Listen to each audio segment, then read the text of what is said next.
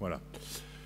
Alors, quel est le problème quand on parle de contraintes? Ça a été un petit peu évoqué par l'orateur précédent. Eh bien, est-ce qu'on peut utiliser une prothèse qui est peu contrainte, c'est-à-dire conventionnelle, classique? Est-ce qu'il faut utiliser une prothèse postéro-stabilisée qui est plus contrainte? Ou est-ce qu'il faut passer à la charnière rotatoire? Donc ce choix va se poser devant plusieurs situations. Soit on a affaire à une prothèse qui est instable, soit à des révisions multiples, soit lorsque l'on a des difficultés à équilibrer les espaces en flexion et en extension. En pratique, la prothèse sera d'autant plus contrainte que l'enveloppe ligamentaire est détendue et que l'espace en flexion est beaucoup plus large que l'espace en extension. Dans les prothèses avec une contrainte croissante, il faut bien considérer ce que l'on appelle la jump distance, c'est-à-dire l'épaisseur, la hauteur de la came centrale. Vous avez des prothèses à troisième condyle dont la came centrale fait entre 8 et 10 mm d'épaisseur, les cames standards qui vont de 14 à 20 mm d'épaisseur, et puis les cames hautes qui vont au-delà de 20 mm au-delà, comme vous avez représenté sur cette photo, le troisième condyle relativement plat, la came standard et la came haute.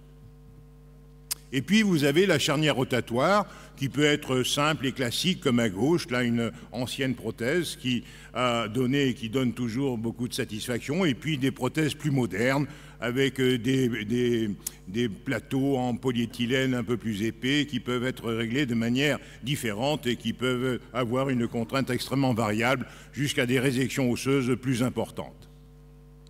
Alors comment choisir ? Bien, premier cas de figure, vous avez des ligaments périphériques qui sont détendus, et je mets bien détendus entre guillemets, puisqu'il y a des fausses détentes des ligaments périphériques. Alors, quelles sont les causes?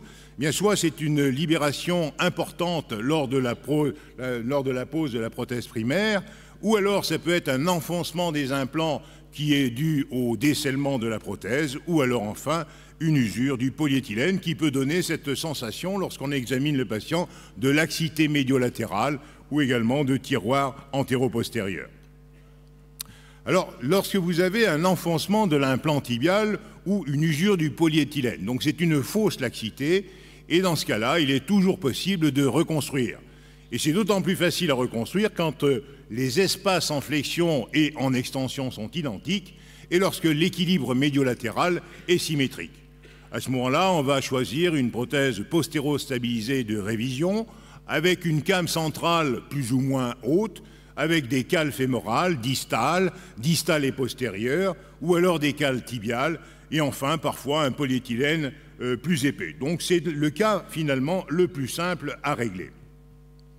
Voici un cas d'une patiente qui avait un décèlement prothétique avec un condyle qui a complètement basculé vers l'avant, avec une usure du polyéthylène du côté latéral et avec une enveloppe ligamentaire tout à fait conservée. Eh bien, on a pu reprendre ça par une prothèse postéro-stabilisée relativement simple avec un comblement des pertes de substance osseuse par des cales et un polyéthylène un petit peu plus épais.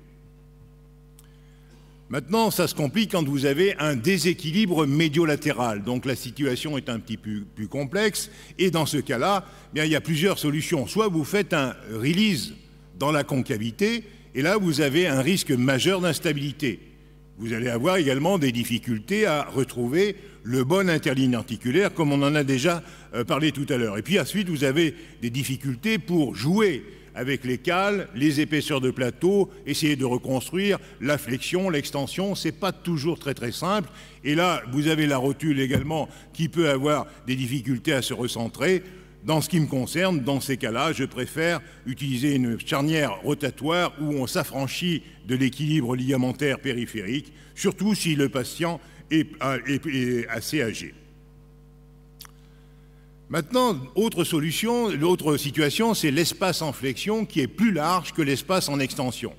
À ce moment-là, il va falloir équilibrer la prothèse et il est très discutable de réséquer plus de fémur distal. Si vous voulez avoir la même épaisseur de polyéthylène en extension et en flexion, et quand vous allez passer en extension, il va falloir réséquer. Vous êtes dans une situation de révision, supprimer de l'os, c'est quand même un petit peu embêtant. Ou alors vous allez utiliser un plateau plus épais, mais vous allez avoir un flexum lorsque vous allez vous retrouver en extension et vous allez abaisser la rotule avec donc des difficultés de mobilisation et de mobilité post-opératoire. En pratique, c'est un peu comme ça que je raisonne, quand on a une différence entre l'espace en flexion et un espace en extension qui est inférieur à 10 mm, bien à ce moment-là, je vais tolérer une petite laxité en flexion et je mettrai une prothèse postéro-stabilisée de révision avec une came haute, supérieure à 15 mm. Par contre, si j'ai un espace en flexion qui est supérieur à l'espace en extension de 10 mm, à ce moment-là, je n'hésite pas à passer avec une charnière rotatoire.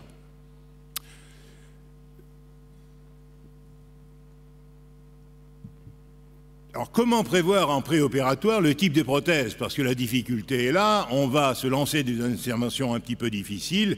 Eh bien, dans certains cas, on peut y aller de manière relativement sereine quand vous avez une reprise pour une instabilité prothétique. Vous avez une instabilité médiale, latérale, antérieure, postérieure, des radios en stress qui sont positives. Eh bien, il faut toujours avoir dans la salle une charnière rotatoire, donc une prothèse de contrainte qui va vous permettre de vous tirer de certaines situations un petit peu délicates. Maintenant, si vous avez affaire à une reprise pour usure ou décèlement de la prothèse, eh bien, si c'est une reprise simple, sans ostéolyse majeure, là, il n'y a pas de souci à avoir. On peut passer avec une prothèse postéro-stabilisée de reprise conventionnelle avec une came plus ou moins haute. Par contre, si on a une reprise qui est complexe, entre guillemets, la prothèse postéro-stabilisée avec came haute est assez intéressante, il faut l'avoir. Par contre, il faut là aussi avoir une charnière rotatoire dans le bloc pour pouvoir se tirer de situations un petit peu compliquées. Voici un exemple de prothèse instable. Vous avez des clichés en varus et en valgus avec une laxité latérale. Vous avez une laxité médiale importante. Cette patiente avait un plateau qui était déjà épais, sur des clichés en flexion avec un tiroir postérieur qui est excessif, donc un plateau déjà épais. Si l'on veut reprendre avec une prothèse conventionnelle, il va falloir mettre un plateau encore plus épais, avec des difficultés au niveau de la fémoro-patellaire. Et bien dans le cas présent, j'ai repris ce cas par une prothèse charnière rotatoire qui a eu des suites excessivement simples. Voici un autre cas. Une prothèse postéro-stabilisée avec troisième condyle. Voici les clichés en flexion. Cette prothèse était douloureuse.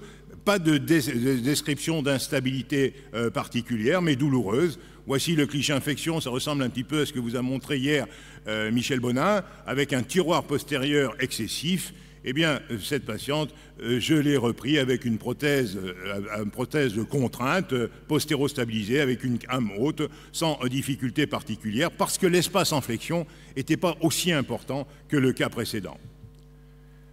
Mais le risque n'est pas nul, c'est pas parce que l'on augmente la contrainte qu'on a forcément plus d'ennui. Ben voici une prothèse avec une came haute qui a fracturé le plot en polyéthylène juste au-dessus du plot métallique. Voici un autre cas qui s'est luxé, une personne obèse en flexion maximale. Eh bien, la cuisse a appuyé sur le mollet, ça a décoapté et la prothèse charnière rotatoire, ce n'est pas la sécurité absolue, ça s'est luxé.